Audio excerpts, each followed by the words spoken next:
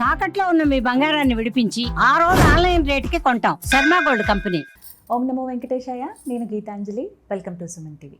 ఇవాళ మనతో పాటు ఉన్న అతిథి రామకిషోరాచార్యులు గారు. నేను ఇలా చెప్పడం కన్నా శ్రీవారి దాసుడు అని చెప్తే చాలా త్వరగా అర్థమవుతుందండి.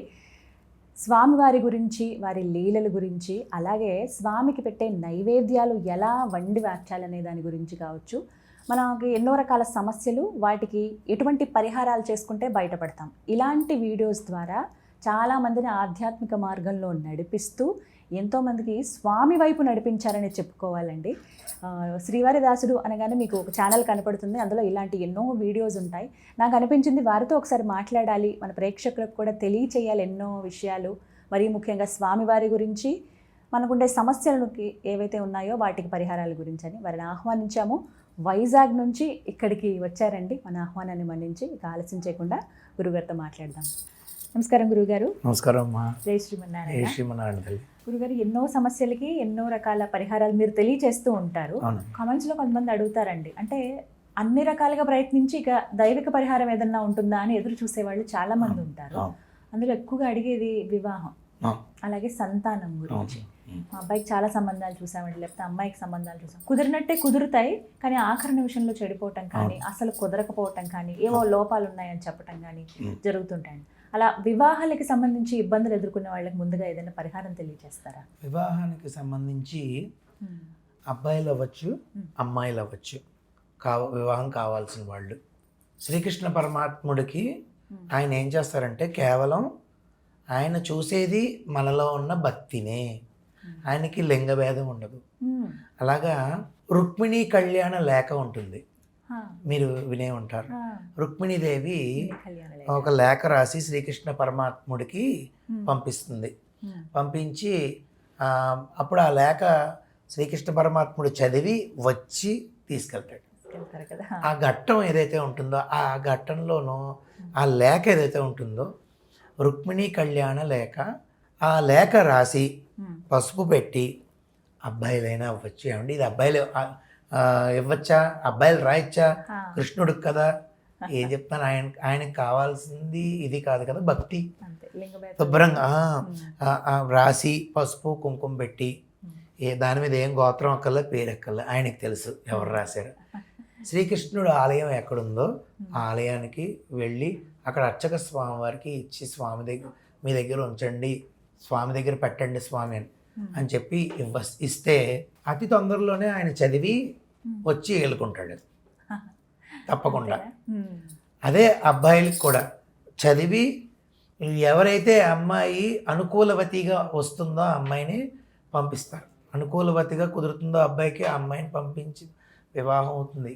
తర్వాత ఓం నమో భగవతే రుక్మిణీ వల్లభాయ స్వాహ, ఈ మంత్రం ఏదైతే ఉంటుందో మంత్రం ఇద్దరు అమ్మాయిలైనా అబ్బాయిలైనా వీరు ప్రతిరోజు 108 సార్లు, నియమాలు ఏం కాదమ్మా, మనసుతో 108. ఏమండి గురుగారు ఎన్ని రోజులు, ఏమక్కర్లా, రోజు చేయమనండి.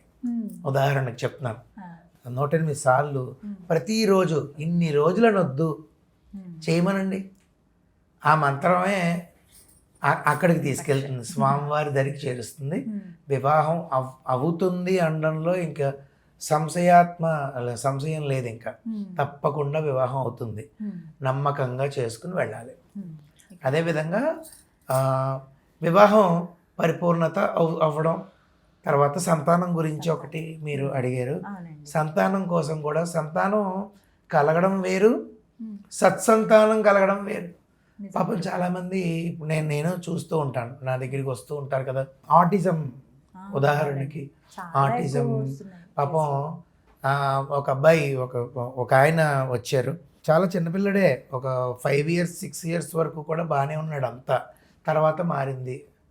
అంటే సంతానం కలగడం అదృష్టమే, కానీ సత్సంతానం కలగడం అనేది ముఖ్యం మనకి. కాబట్టి అసలు ముందు సంతానం దాకా రావాలి అంటే ఈ మధ్యన తరచుగా వస్తున్న సమస్యలు అబార్షన్, ఏదో ఒక చిన్న ఆరోగ్య సమస్యతో అబార్షన్ అయిపోవడం. కాబట్టి నేను అబార్షన్ నివారణ శ్లోకాన్ని చెప్తాను, చాలా ఉపయోగపడుతుంది. అది ప్రతిరోజు ఎలా చదవాలో కూడా నేను మీకు చెప్తాను. అదేవిధంగా ప్రెగ్నెంట్ లేడీస్, ఎంతోమంది తల్లులు గర్భవతులుగా ఉన్నారు, సుఖంగా ప్రసవం అవ్వాలి అనే మంత్రం చెప్తాను. అది చదవచ్చా అండి? ఇప్పుడు నేను ప్రెగ్నెంట్తో ఉన్నాను కదా అండి, ఏం డౌట్లు లేవు. అలా శుభ్రంగా చదువుకోవచ్చు. రోజు 11 సార్లు అయినా తల్లి చదువుకుంది అనుకోండి, సుఖప్రసవం అవుతుంది. అదేవిధంగా పుత్ర సంతానం. ఎందుకు పుత్ర సంతానం అంటే, చాలామందికి ఆల్రెడీ ఆడపిల్లలు సంతానం ఉండగా మగపిల్లలకి సరదా పడుతూ ఉంటారు. అందుకని పుత్ర సంతానం కోసం ఇలాగా నేను మీకు ఈ 2-3 మంత్రాలు కూడా చెప్తాను. సత్సంతాన ప్రాప్తి కోసం దేవకీ సుత గోవింద వాసుదేవ జగత్పతే దేహిమే తనయం కృష్ణ త్వామహం శరణం గతః నమో దేవ్యై మహాదేవ్యై దుర్గాయై సతతం నమః పుత్ర సౌఖ్యం దేహి దేహి గర్భరక్షాం కరుష్యనః. ఇది ప్రతిరోజు కూడా 108 సార్లు లేదా ఒకరోజు పెట్టుకుని 1108 సార్లు చదువుకోవాలి. చదువుకుంటే సత్సంతాన ప్రాప్తి. ఏమండి ఇలా 2 సార్లు నాకు అబార్షన్ అయిపోయిందండి, 3 సార్లు అంటే నాకు చెప్తూ ఉంటారు. వారి కోసం అబార్షన్ నివారణ గురించి అనమాట. పుమంసం పత్రం జాన్సితం పుమనసు జయతం భవతి పుత్రాణం మాత జతనం జామ్యస్యం యాన్. ఇది ఒక చెంబులో నీళ్లు వేసుకుని కుడి చెయ్య దాని మీద అభిమంత్రణ చేసి ఒక 11 టైమ్స్ చదివి తాగాలి. అలా చేస్తే మంత్రం చెప్పుకుని 11 టైమ్స్ తాగితే అబార్షన్ అనేది అవ్వకుండా ఆపుతుంది, సత్సంతానం కలిగేలాగా జరుగుతుంది. అదేవిధంగా తర్వాత సుఖ ప్రసవం కోసం కూడా ఒక మంత్రం మనం చెప్పుకుందాం.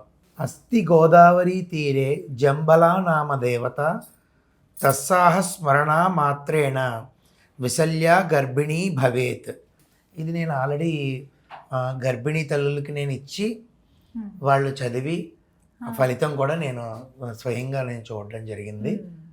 ఆ తల్లులందరూ నాకు చెప్పారు. గురువుగారు, అలాగే అన్యోన్య దాంపత్యం కోసం అంటే ఎప్పుడూ ఏవో గొడవలు ఉంటాయండి, కానీ కలిసి ఉండాలని ఇద్దరికీ ఉంటుంది. గొడవలు లేకుండా ప్రశాంతంగా ఉందామని భార్యాభర్త ఇద్దరు కోరుకుంటారు చాలా సందర్భాల్లో. కొన్నిసార్లు మొండి పట్టుదల. భార్యాభర్తలు అన్నాక తగువులు సహజమే, అన్యోన్యంగా ఉండడం సహజమే. కానీ ఇలా అన్యోన్య దాంపత్యం కోసం ఎదురు చూసే వారికి ఏవైనా ఒక పరిహారం, ఒక శ్లోకం కానీ నిత్యం పఠించుకునేవి ఏవైనా? ప్రతిరోజు అన్యోన్య దాంపత్యం కోసం అయితే మాత్రం అద్భుతమైన శ్లోకాలు నేను చెప్తాను ఇప్పుడు. ఇది ప్రతిరోజు రోజుకు ఒకసారి చాలు, తృప్తిగా రోజుకు ఒకసారి. ఇద్దరు బాగున్నా, ఒండురులు ఇద్దరు బాగానే ఉన్నా చదువుకోవచ్చు, లేదా ఏదో చిన్న చిన్న ఘర్షణలు అయినా చదువుకోవచ్చు. దూరంగా వెళ్ళిపోయిన పరిస్థితి ఆల్రెడీ జరిగిపోయి ఉంటే, ఒకవేళ విడిపోయి ఉంటారు, కోపాల మీద విడిపోయి ఉంటారు, మనసులోనూ దగ్గర అవ్వాలని ఇద్దరిలో ఎవరో ఒక్కళ్ళకే ఉంది, అమ్మాయికి ఉంది నేను మళ్ళీ కలవాలనుకుంటున్నాను, లేదా అబ్బాయికి ఉంది. అప్పుడు అలాంటి సమయంలో దూరం అయిపోతే మాత్రం రోజు కనీసం 27 సార్లు చదవాలి. మామూలుగా అనుకోండి, చిన్న చితక ఇలాగ అనుకోండి, రోజు ఒకసారి చదివితే ఆశ్చర్యకరంగా మార్పు వస్తుంది. దీనోవా రాజ్యహీనోవా యోమే భర్త సమే గురుహు తం నిత్యమనురక్తాస్మి యదా సూర్యం సువర్చల యదా సచి మహాభాగ శక్రం సముపతిష్టతి అరుంధతి వశిష్టంచ రోహిణి శశినం యథా లోపాముద్రా యదాగస్త్యం సుకన్యా చ యవనం యథా సావిత్రి సత్యవంతంచ కపిలం శ్రీమతీ యథా సౌదాసం మదయంతీవ కేశినీ సాగరం యథా నైషదం దమయంతీవ భైమీ పతిమను వ్రత తదా హమిక్ష్వాకు వరం రామం పతిమ అనువ్రత. ఇది అన్యోన్య దాంపత్య శ్లోకం. ఇది సుందరాకాండలో ఉన్నటువంటిది. ఇది గనక ప్రతిరోజు చదివితే దూరం అయిన వాళ్ళు కూడా కలుస్తారమ్మా. చాలా చాలా విశేషమైనటువంటి శ్లోకాలు ఇవి. ఇప్పుడు ఇవన్నీ మీరు చెప్పినవన్నీ నిత్యం పొద్దున్న పూజ చేసుకుంటారు కదండి, అవును. అప్పుడు కూర్చొని చదువుకోవచ్చా ఇవి? ఒక్క 5 నిమిషాల్లో అయిపోతాయి, చదువుకోవచ్చు. అంతే కదండి. దీపం చదువుకోవచ్చు. పెట్టేసి ఎలాగో మంత్రాలు అవి చదువుకుంటారు కాబట్టి అక్కడ ఎవరి అవసరాన్ని బట్టి వారు ఈ మనం ఇందాక మాట్లాడుకున్నవి చదువుకోవచ్చు. చాలా అందరికి ఉపయోగపడేవి, అవసరమైనవి గురువుగారు అవును, చక్కగా తప్పకుండా. వివరించారండి. ప్రస్తుతం ఉన్న దాంట్లో అదే అందరూ అన్యోన్యతే లోపం అవుతున్నది. అది కాబట్టి ఖచ్చితంగా ఉపయోగపడుతుందనే నేను భావిస్తున్నాను. తెలియజేశారు. ధన్యవాదాలు గురువు.